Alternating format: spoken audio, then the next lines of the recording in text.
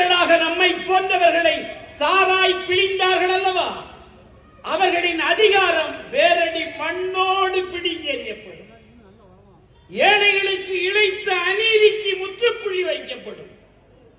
அதனால் தான் கம்யூனிஸ்டுகளை இப்படி வேட்டையாடுகிறார். எவ்வளவு தடை? 12 ஆண்டு காலம் இந்தியாவில் கம்யூனிஸ்ட் கட்சிக்கு தடை, 2 முறை தடை. ஆனால் கட்சி அழியவே இல்லை. நீங்கள் கொடி பிடிக்கிறீர்கள் அல்லவா? கோஷம் போட்டு வந்தீர்கள் அல்லவா? செங்கொடி செஞ்சட்டை போட்டிருக்கிறீர்கள் அல்லவா? எவ்வளவு பேரை கொன்றார்கள். சேலம் சிறையில் நிராயுதபாணிகளாய் இருந்தவர்களை 1950 22 கம்யூனிஸ்டுகளை சுட்டு கொன்றார்கள். அநியாயம் இல்லையா?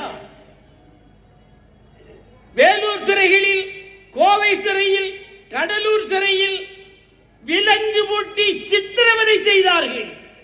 அழிந்து விட்டதா கம்யூனிஸ்ட் கட்சி? அழியுமா இந்த கட்சி? ஒருபோதும் அழியாது.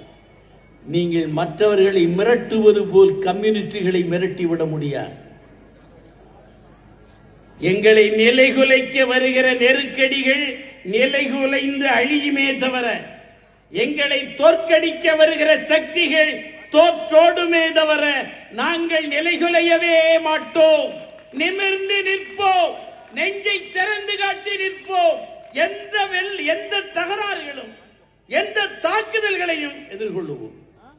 அதுக்கெல்லாம் அஞ்சுகிற கட்சி இங்க அல்ல, அஞ்சுகிற பரம்பரை அல்ல கம்யூனிஸ்ட் பரம்பரை. செங்கொடியை பிடித்தாலே வீரம் கொப்பளிக்கும், அநீதியை எதிர்க்க வேண்டும் என்கிற குணம் கொப்பளிக்கும், நியாயத்திற்காக குரல் எழுப்ப உந்தி தள்ளும். அதுதான் செங்கொடி, அதுதான் கம்யூனிஸ்ட் கட்சி. அந்த மகா உன்னதமான மார்க்கத்தை தான் நாம் தேர்ந்தெடுத்து போராடி வருகிறோம். இந்த